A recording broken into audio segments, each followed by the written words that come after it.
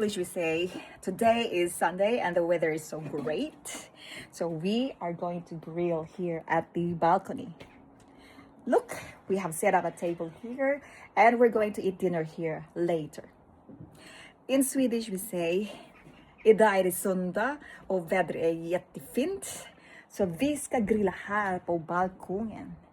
Titta, vi har dukat ett bord här och vi ska äta middag senare.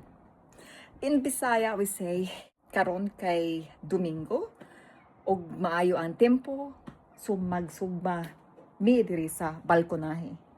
Tanawa, nag-sit up mi og lamisa og diri mi manihapon taod-taod.